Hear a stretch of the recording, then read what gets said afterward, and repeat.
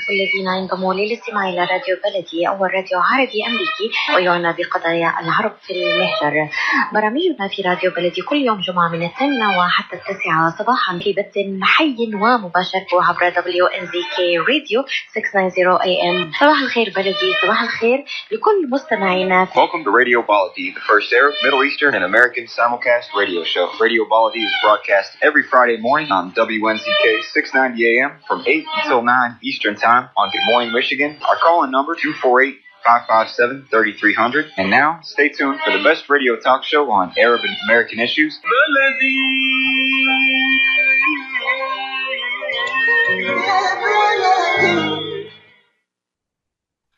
And good morning, Radio Baladi listeners. This is Adel Muazzab welcoming you to the show. Today is March 28th, 2025. It's a Friday. Radio Baladi is on Fridays on US Arab Radio Network.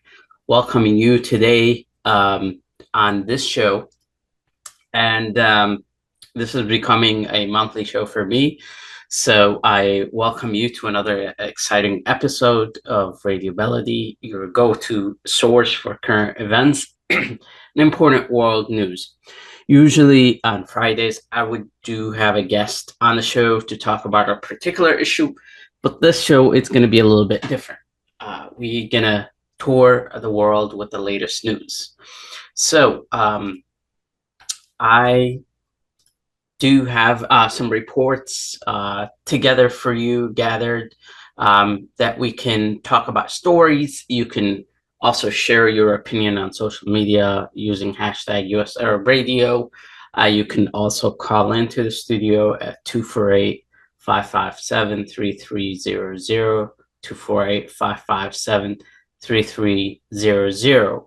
So let's get this started. And we begin with U.S. events here as President Donald Trump hosts an iftar party at the White House, claiming record numbers of support from Muslim Americans, while vowing to expand the Abraham Accords, those that were signed by the United Arab Emirates, Bahrain, and Morocco with Israel. The event comes as heightened tensions in the Middle East, with many Muslims criticizing U.S. support for Israel's military offensive on Gaza.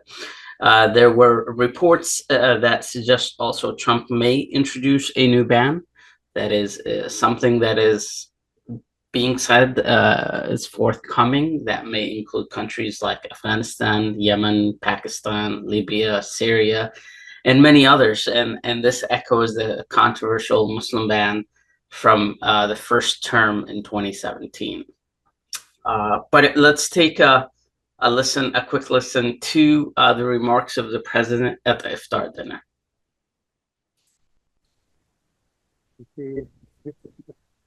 And you'll like it. Good evening and welcome to this magnificent iftar dinner, very special, as we honor the Islamic holy month of Ramadan.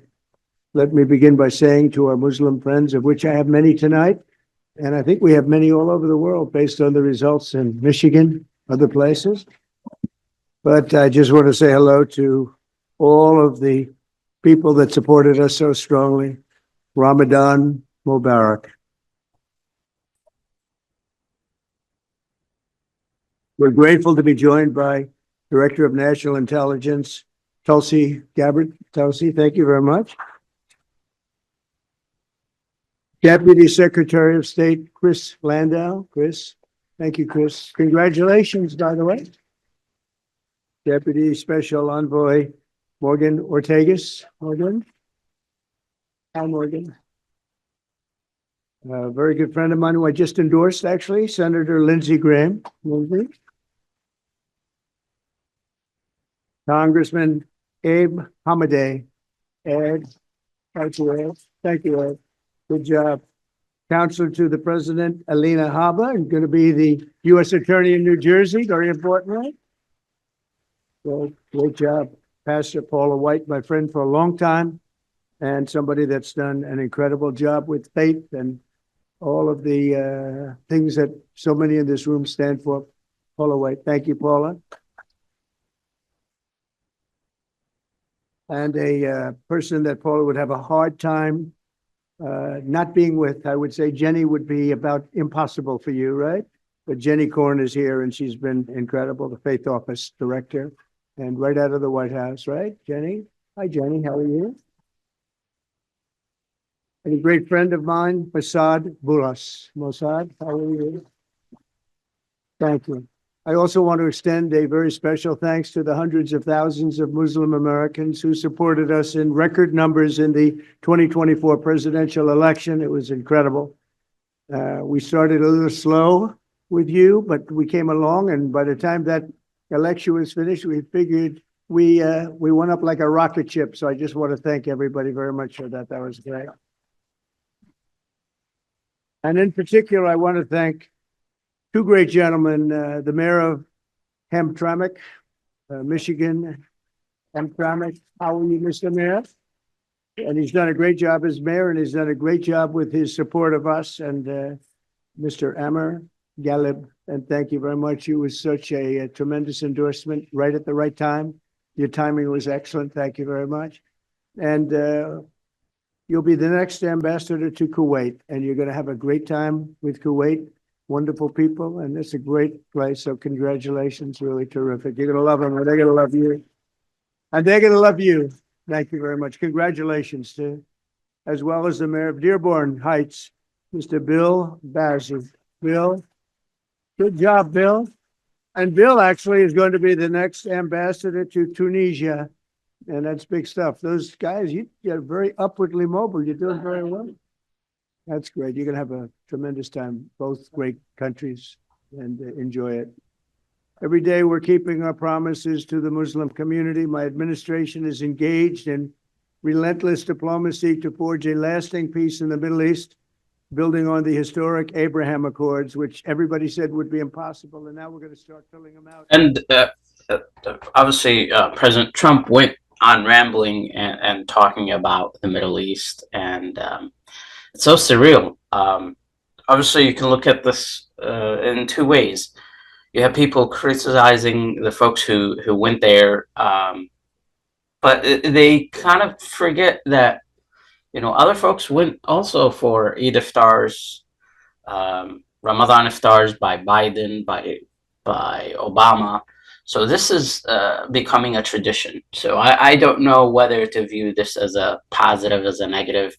Folks also have said, you know, how could you go when literally the U.S. is bombing your country right now, and Israel is attacking Lebanon as we speak, and the situation on Gaza is still unfolding, with Israel breaking the truce and destroying buildings, killing civilians, and it's unfortunate, but this is the world that we're living in right now. You know, you could look at this in so many different ways. And of course, after the announcements of the ambassadorships for Tunisia, Kuwait, and Lebanon, you have 3 Arab Americans on that post, which is unprecedented. This is something that, you know, no Democrat president has ever done. So, you know, give credits where credits is due. I believe Trump has delivered on his promise, and he supports folks who support him. Whether, you know, folks like it or not, but this is the reality. And the Democratic Party really needs to learn from this, especially if they want to gain the trust and support of Arab and Muslims in the next election. It's going to be very, very interesting to see the midterm elections and how the Democratic Party is going to position themselves to be the party, the big tent party, as they say. So this was very, very interesting for me. Now we can go and talk about also another U.S. event that has been unfolding over the past few months with the new administration is DOGE, the new department, the Department of Government Efficiency, led by billionaire Elon Musk. And he offered just eye-opening, I would say, um, uh, interview with Fox News, talking about the cost-cutting department. Now, this department has been doing a lot of things that have been very controversial, like layoffs and things like that. But Musk went with 7 members of his team on Fox News yesterday, and I believe it was on the special report with Brett Bayer, and they talked about the fraud and waste. So let's take a look at the audio from that interview, and we come back to discuss that briefly.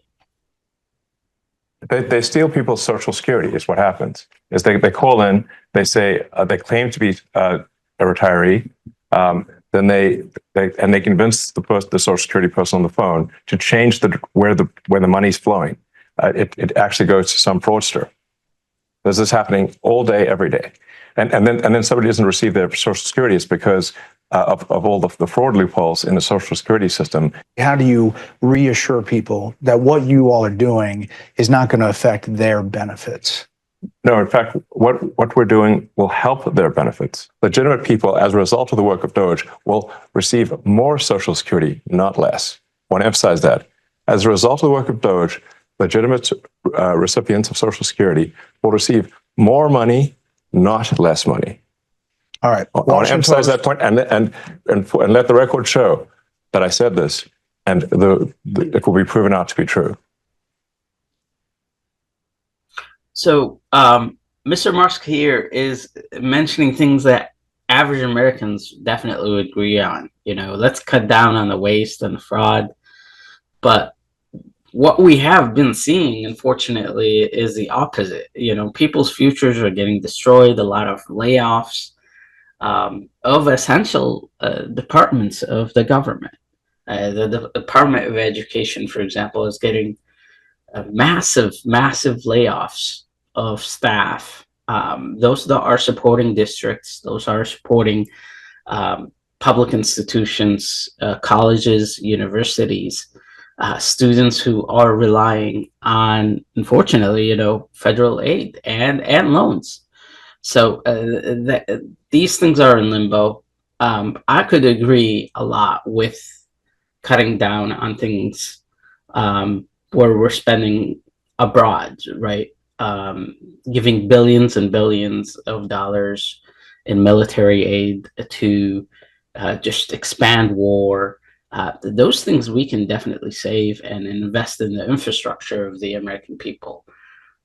So that interview was definitely eye-opening for many, talking about the fraud and waste and how easy the government is being manipulated by fraudsters and folks who take advantage of seniors and get those checks mailed to them by the federal government. So that was definitely eye-opening. So we will take a commercial break, and when we come back, we'll talk about another controversy that the federal government is facing, which is the leaked signal chats. So we'll take a commercial break and we'll be back. A car accident can change your life in an instant. As a result of a car accident, you may become unemployed. As a result of a car accident, you may need a lot of medical treatment. People think that insurance companies are on their side. Why? Because they're giving them 1 or 2 benefits. Are they giving them all the benefits they deserve? How would one know unless you consult with an attorney? Call the law offices of Jumana Kiruz at 248-557-3645. 248-557-3645.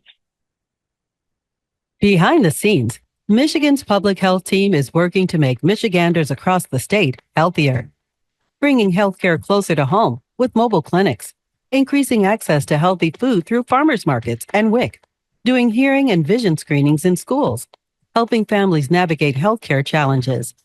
Learn more about how public health workers protect us all at michigan.gov/public health. A message from the Michigan Department of Health and Human Services. Last Ramadan, you made it possible.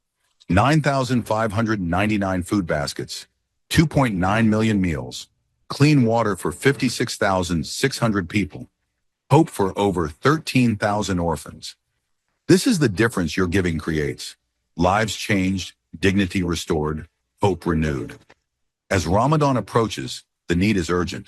Families are waiting. Orphans are depending on us.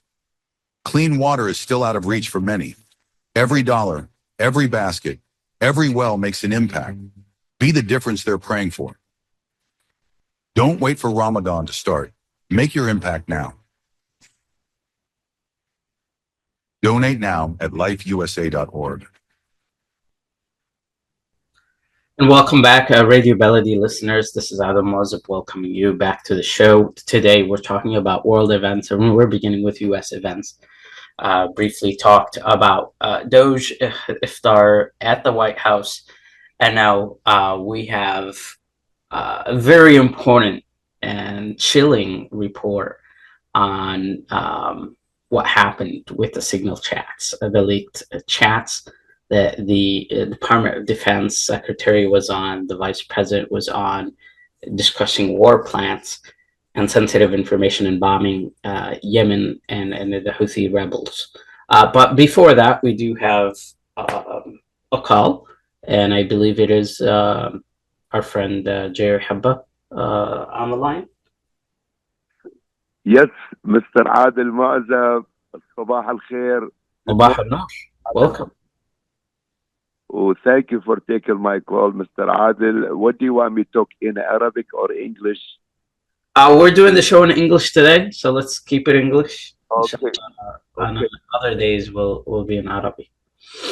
Thank you. Mr. Adil, first of all, it's good to hear your voice again, and thank you for everything you do from service to the Middle Eastern community in your district, as you are one of the big high education person, you know, and we appreciate everything you did for our children, our students, boys and girls. So God bless you, Mr. Adil Mu'azzab. And I want to take this opportunity to wish you, Mr. Adil Mu'azzab, بمناسبة the holy month of Ramadan. Thank you. Thank you. Eid al-Fitr al-Sa'id. I want to congratulate all my brother and sister Muslim all over the world, especially our community in the greater Detroit area. Happy Eid al-Fitr al-Sa'id, and أعاده الله عليكم وعلى الإنسانية جمعاء بالخير والمحبة والسلام. وإن شاء الله يعود السلام, the peace in the Middle East, especially in the Holy Land, in Gaza, in Yemen, in Iraq, in Syria, in Lebanon, in Egypt, all over our beautiful Middle East countries. كل عام وأنتم بألف خير. Mr. Adil Mu'azzab, I want to congratulate Dr. Amir Ghalib. I heard he was appointed by President Donald Trump as American ambassador to the دولة الكويت, to the Kuwait country, Emirate. Congratulations, and we are very proud to have somebody from Middle East in the Secretary of the State as ambassador, diplomat, because with Dr. Ghalib, he could build the bridges between Middle East countries and our country here in the United States. Congratulations لليمن وللعرب جميعا for this diplomatic events. And that's what we need, Mr. Adil Mu'azzab. We want the Arab community, the Middle Eastern community, to melt it in the American politics because we have to approve ourselves. We are American, we are Middle Eastern, and which we are, each one of us is an ambassador to our countries here, Mr. Adil Mu'azzam. Absolutely. Mr. Adil, yes, absolutely. And Mr. Adil, what happening nowadays? Uh, I mean, it makes me so sad, Mr. Adil Mu'azzam, to see some violent happening here and there and there and there.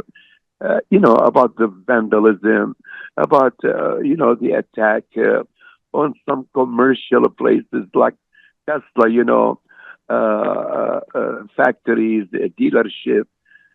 Mr. Adil Mazhab, the one who they are making those cars, they are American and they have jobs, they have families. And when I hurt my community, a dealership, I'm hurting the American people. I'm not hurting Mr. Musk. He's a multi-billionaire and he's protected, but we are hurting our communities, our economy. Those 100% American-made cars. So, I just will ask the people over there from the both sides to please calm down. Please, violence, it doesn't get us to no result.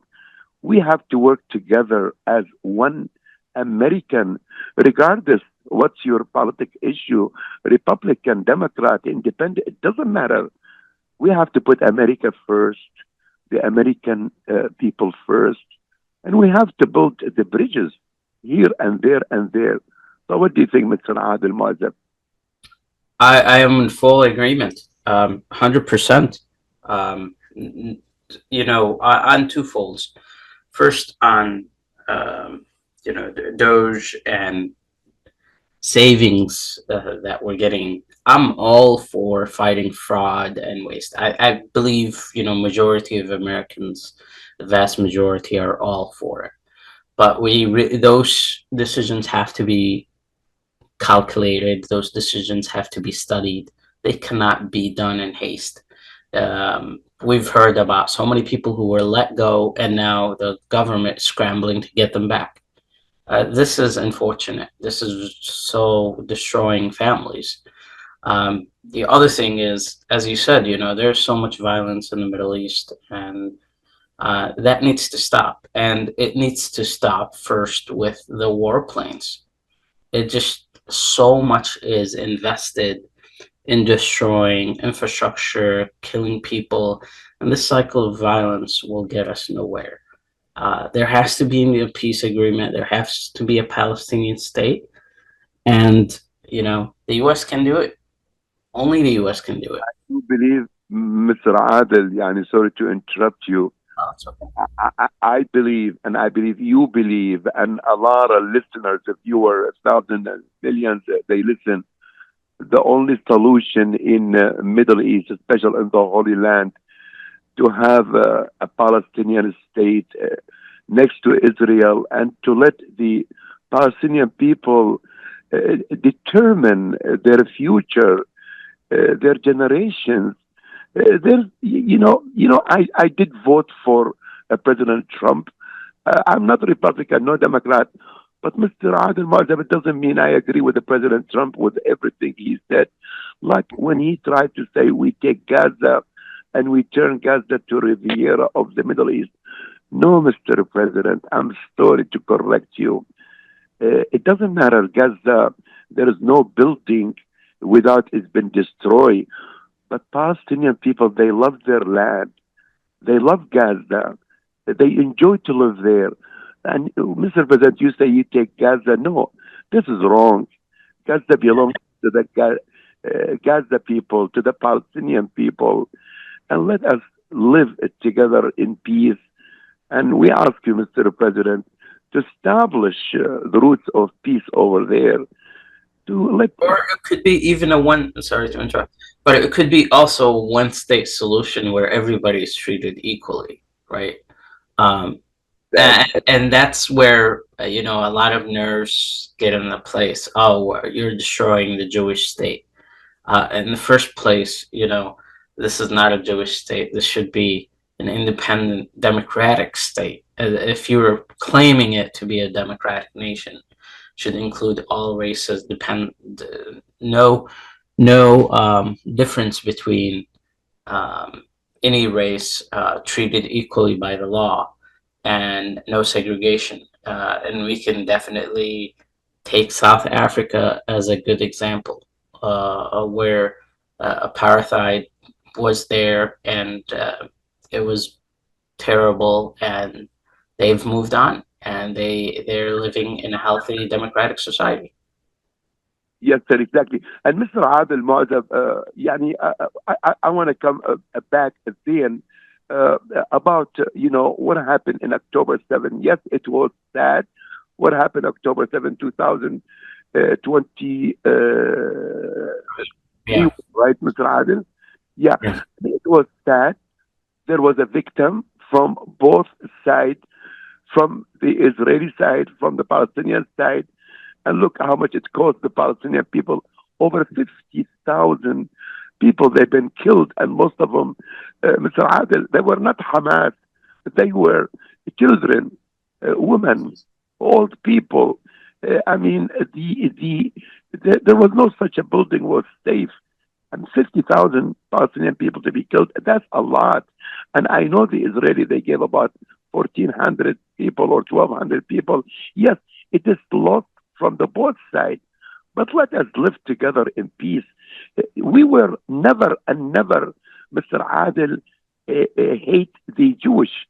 We are only against the right wing of the Prime Minister of Israel, Benjamin Netanyahu, because him and his cabinet, they were not looking for peace and for love. We are against Netanyahu. We are not against the Jewish people. We are not against the state of Israel. We don't want to throw Israel in the sea. No, no. We love together to live together in peace and love. Totally. That's all we need. I think we can all agree that we need peace. Palestine, We all know that Netanyahu is not a man of peace, and he needs to go. And Israeli people must realize that. And unfortunately, that's what happens when you elect an extremist, somebody who doesn't believe in peace, who denigrates humans' life, and it's very unfortunate. But we can always pray for peace. Mr. Adel, I want to thank you again, and sorry took too much of your time.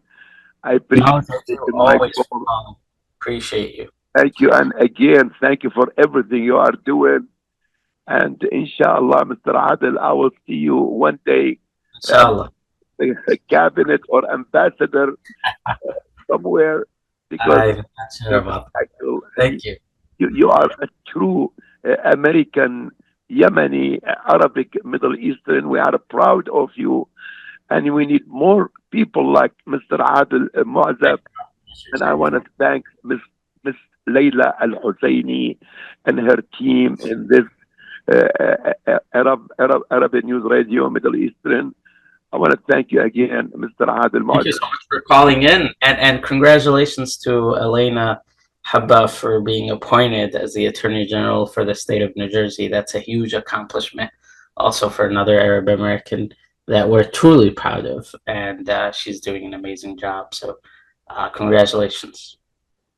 Thank you, Mr. Adel. We are proud to see any Middle Eastern get to the government, to the cabinet to serve this country, because we are all of us American first, and we look forward to the benefit of this great nation, and we are looking forward for peace and love in our home countries in the Middle East. And thank you again, Mr. Adel Mu'azzab. Inshallah, Eid al-Fitr Sa'id next year. Thank you so much. Peace and love all over. Absolutely. Thank you so much. And now, listeners, we're going to take another commercial break, and we'll come back to talk about the debacle of the group chat that revealed a lot of war plan secrets by the U.S. government, the Secretary of Defense, and his team, as well as even the Vice President. So let's take a commercial break and we'll come back.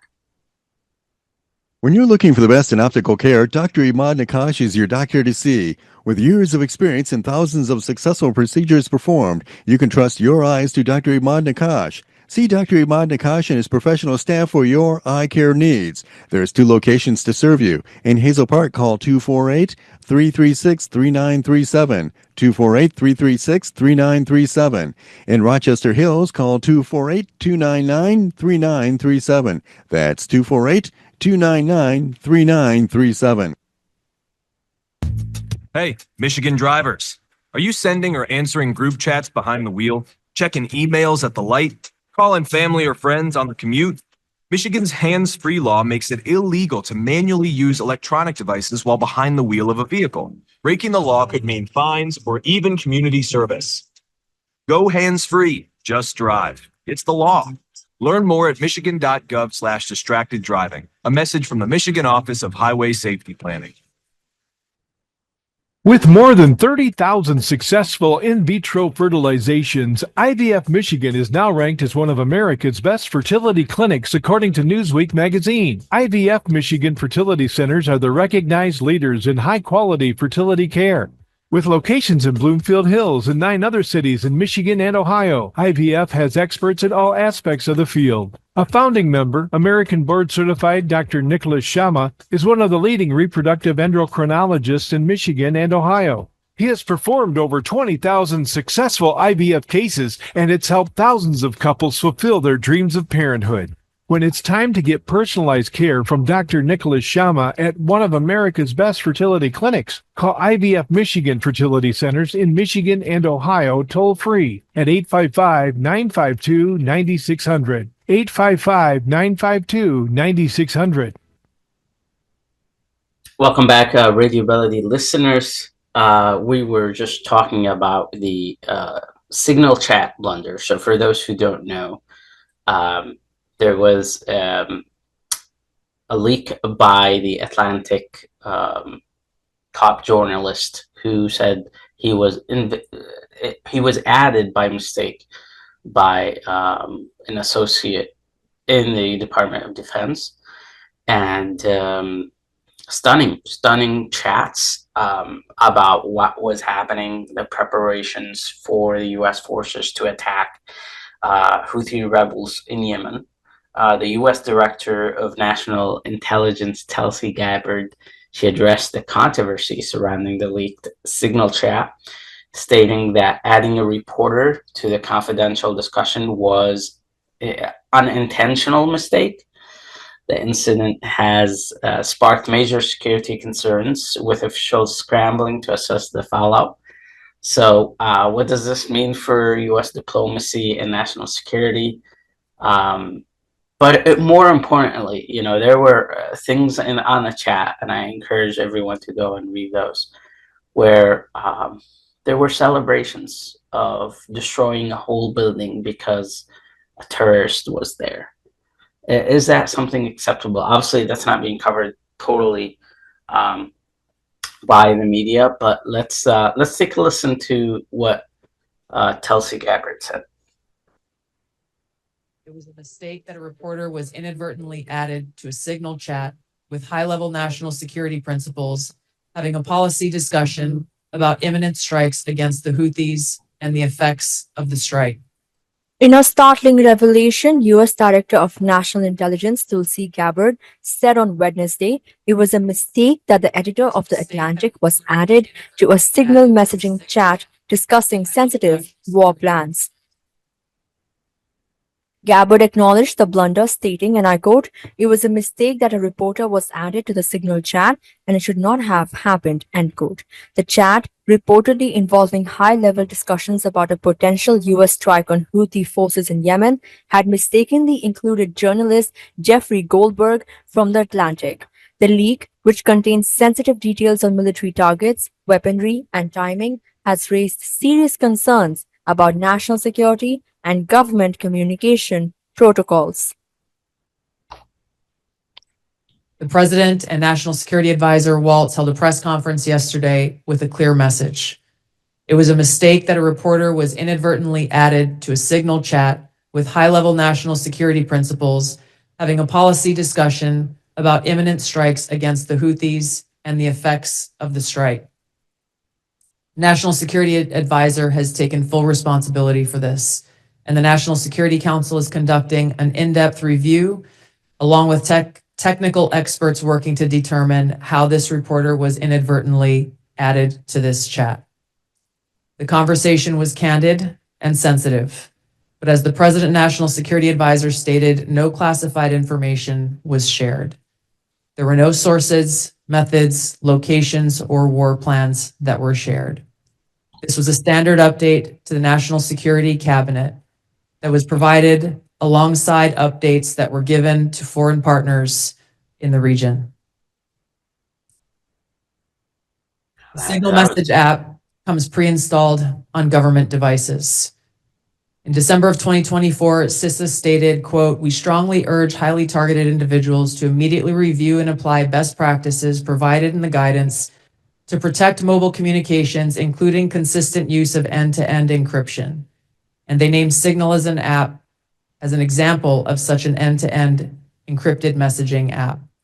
Ideally, these conversations occur in person. However, at times, fast-moving coordination of an unclassified nature is necessary, where in-person conversation is not an option. I'm also aware that a lawsuit was filed yesterday on this issue. As a result of that pending litigation, I'm limited in my ability to comment further on that specific case. My Office of General Counsel will be in close contact with the Department of Justice on this matter.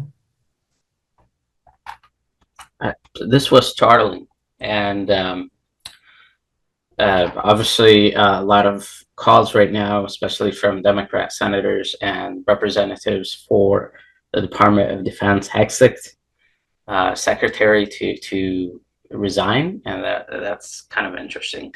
I do believe we do have a call. Ted on the line. Is he still on the call, Michael? Yes. Go ahead, Ted. What are your thoughts? Yes, can I start? Yeah, of course. Go ahead. Okay. Good morning. Morning. Thank you. I am from Iraq. I've been in America almost 45 years. I did a lot of search about the problem with Israel, Palestine, and I come up to Israel got land from Palestine. They took it. It is total a lie. It's been over 80 years. We don't know anything. A lot of people don't know nothing about it. 90% of people, they don't know nothing about it. This problem is a lie. It's lie. These Houthi rebels, they are destroying their country and causing a lot of damage of people and money and everything. They don't know nothing about this Palestine and Israel problem.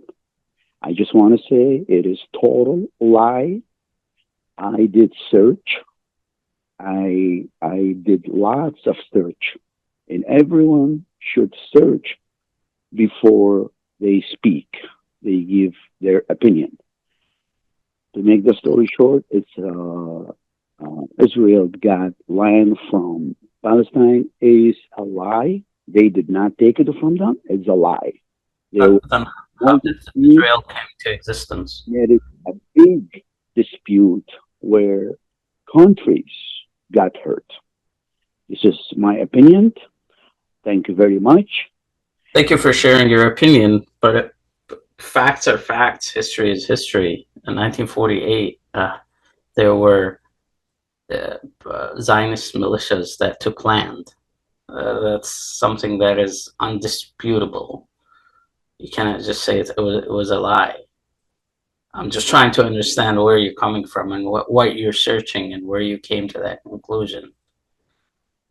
So, but thank you for sharing your opinion. This is definitely a show where we take all opinions, but you know, facts are facts. We get now another topic. Secretary of State Marco Rubio He told Reuters that he encourages all the countries to examine their immigration policies, defending the U.S. strict green card policy when questioned. His comments come as the Trump administration continues to detain students at institutions across the country over terrorism allegations after if they participate in pro-Palestine protests. U.S. Immigration and Custom Enforcement agents, they detained a 30-year-old Turkish national, Ramsiya Ozturk, who was in the country on a valid F1 visa near her home on Tuesday when she was on her way to meet some friends for iftar. And her attorney said on Wednesday that she is right now under custody by ICE. So let's hear Marco Rubio's remarks on the situation. 1,000 Palestinians face one of the single biggest expulsion decisions since the Israeli occupation of the Palestinian territories began. هاي قصة عن القوة. أنا اسمي باسل. مسافر يطا هي المكان اللي كبرت فيه. بداية تصويري هي بداية نهاية. Oh, sorry. Seems like the wrong clip is being played. We would like Marco Rubio's the ICE arrests to be played, Michael.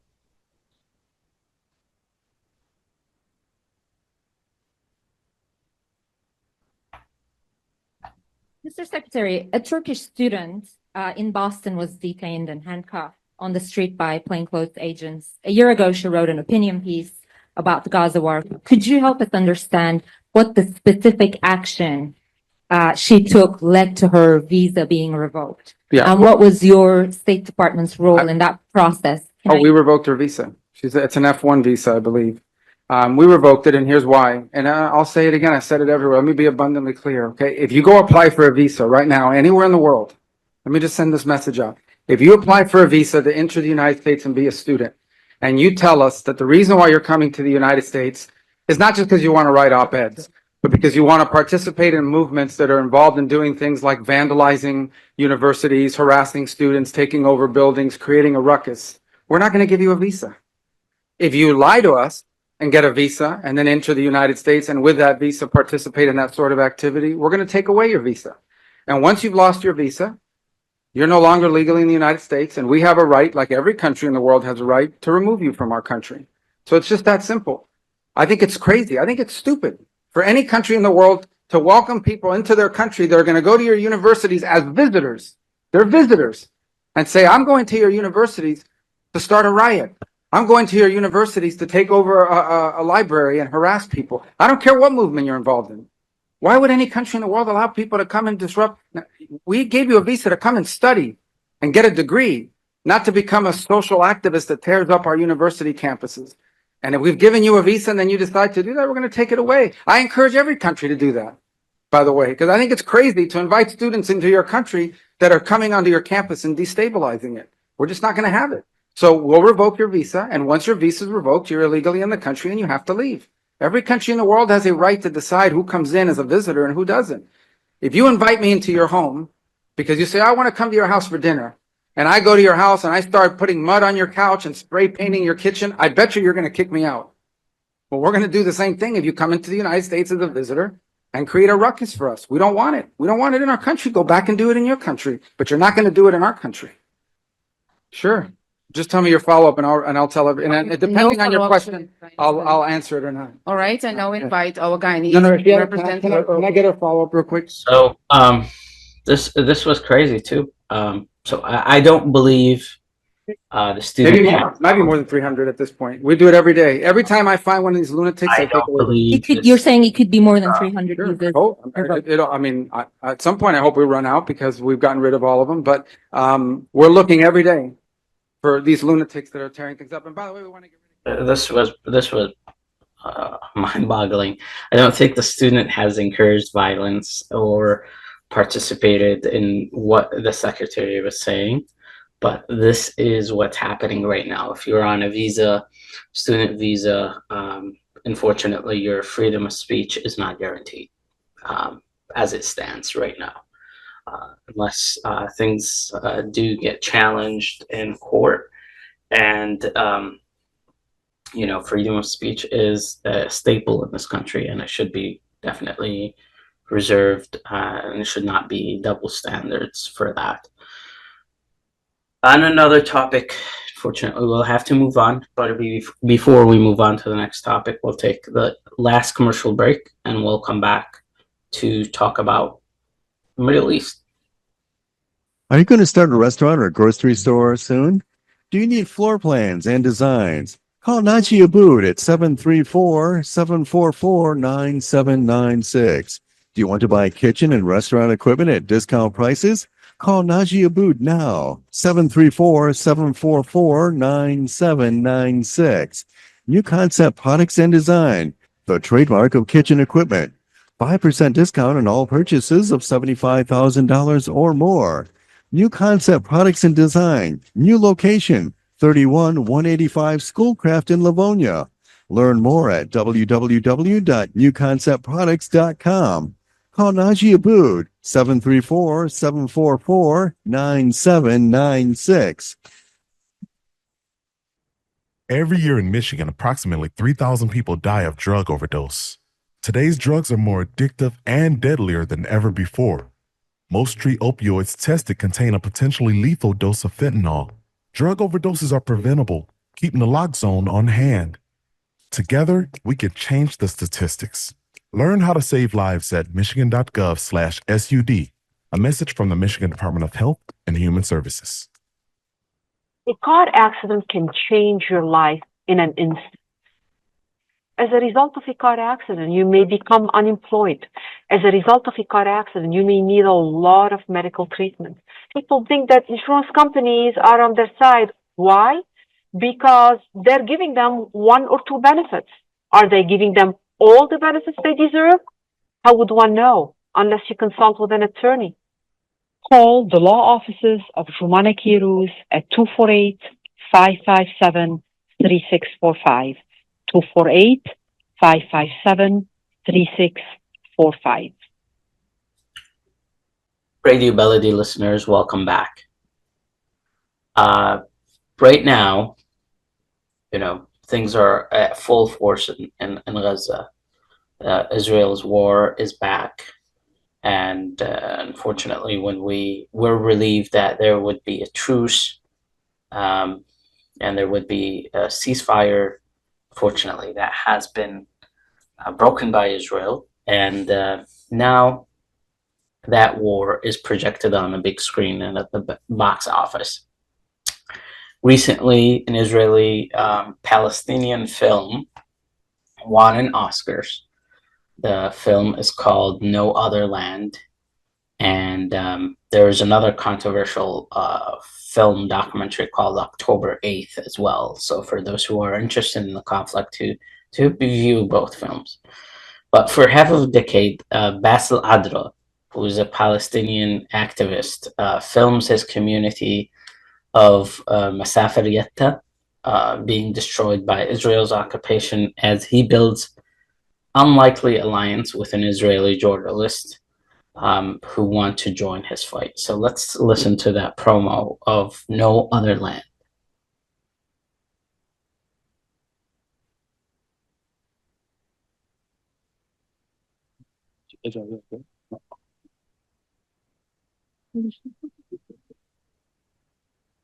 Thousand Palestinians face one of the single biggest expulsion decisions since the Israeli occupation of the Palestinian territories began.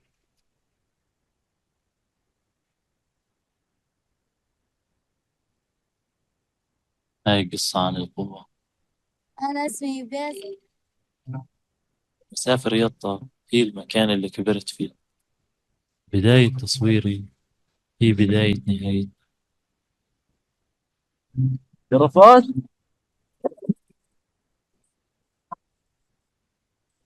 أنا متخيل.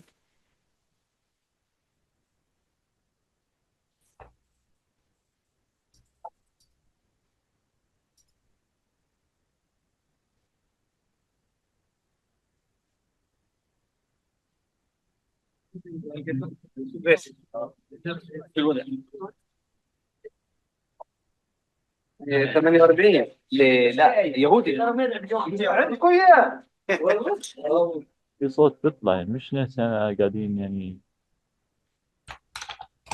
مش بني ادمين. شوف دخلوا. This is what's happening in my village now. Soldiers are everywhere. And this movie, I haven't watched it. I've learned a lot about it. I would love to see it right after Ramadan. So, but the co-director Hamdan Bilal went back to the West Bank, and he was detained by the Israeli military from his home. And the Israeli settlers they jumped him and beat him with no mercy. And it just tells you the struggle in Palestine and in the West Bank, with this filmmaker right now still in custody, detained in his village, and the police saying that there was a fight between the settlers and the director.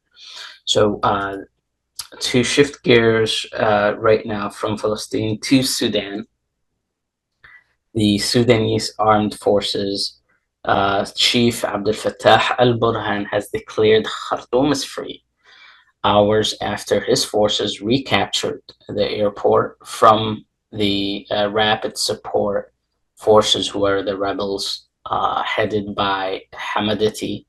Al-Burhan was speaking on Wednesday from his presidential palace, or from the presidential palace, that the government forces took control of Friday in a key victory. It was the first time inside the presidential palace for nearly 2 years. Let's take a listen to a report by Al Jazeera's Hiba Morgan from Al Khartoum.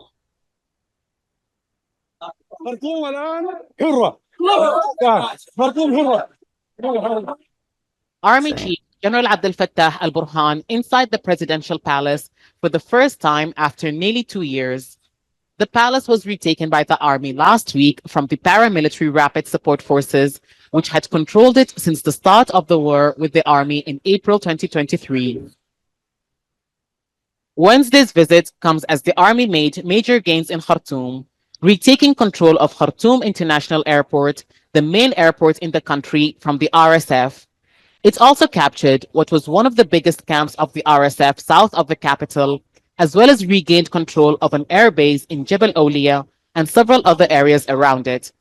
The RSF's intelligence headquarters was also taken by the military. In residential districts now under army control, those who stayed celebrated the advances after nearly 2 years of rule under the RSF. The latest gains give the army full control of Khartoum city, part of Greater Khartoum, which was mostly under RSF control, and where the army has been making gains in recent months, first steadily, then rapidly. Despite the army's gains, the RSF hasn't yet been completely pushed out of the capital. The paramilitary group still has a base south of Durman and forces in parts of western Durman. But the gains made by the army on Wednesday were the biggest in a single day since the start of the conflict, and show the RSF no longer have the same strength they had when the war started. A drone shot released by the army shows RSF fighters escaping Khartoum across the Jebel Oulia bridge on foot and in dozens of vehicles. The army has fought the RSF for 2 years and suffered losses, but now it seems that it's winning the battle, at least here in Khartoum. Hiba Morgan, Al Jazeera, Khartoum. And it's astonishing what's going on in Sudan.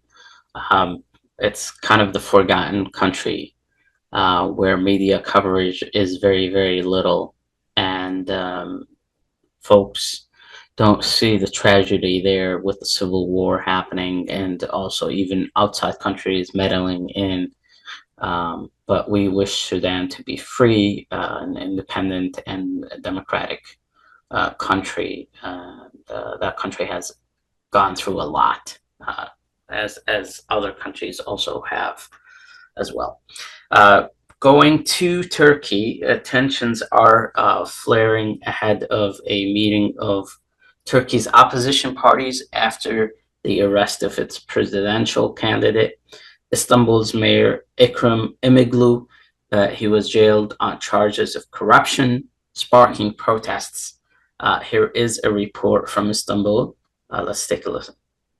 Istanbul Municipal Council has appointed a transitional mayor after Ekrem İmamoğlu was arrested last week on corruption-related charges.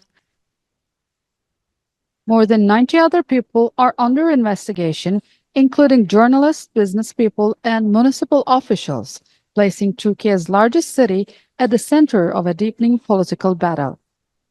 But his arrest has exposed growing divisions within the main opposition Republican People's Party, or CHP. While the governing AK Party called İmamoğlu's arrest a legal process, critics see it as an attempt to sideline a rising political rival. This case is based on secret witness testimonies and unverified claims previously seen in the media. It appears to be less about solid legal grounds and more about targeting Ekrem İmamoğlu, his close team, and senior municipal officials. However, we will soon publicly declare İmamoğlu as the CHP's definitive presidential candidate for the next election. The party says İmamoğlu's detention has only galvanized his base, insisting his candidacy for the presidency will go forward despite the charges. Eyes are now on the main opposition CHP party that is set to hold a Congress on April the 6th, where it is expected to shape the future direction of the party and aim to strengthen unity. But the voices from within the government say... And that was a report on Turkey's situation. There is also some developments on nearby country Syria, where the Trump administration has demanded many things in order to lift the sanctions. The key demands were elimination of chemical weapons, counterterrorism cooperation, exclusion of foreign fighters, as well as making sure that there would be freedom of press and freedom of minorities in the country. So it seems like those demands were being presented from the US in order to lift the sanctions against Syria. This show comes to an end. I would like to thank Michael Shupka for his cooperation in delivering the show to all of you. And I will see you next month with a guest to talk about one specific issue. And I hope that you have benefited from the News Around the World segment this month. This was Adam Mazub. Thank you so much and have a great Friday. WNZK has available a few good hours of airtime for a few good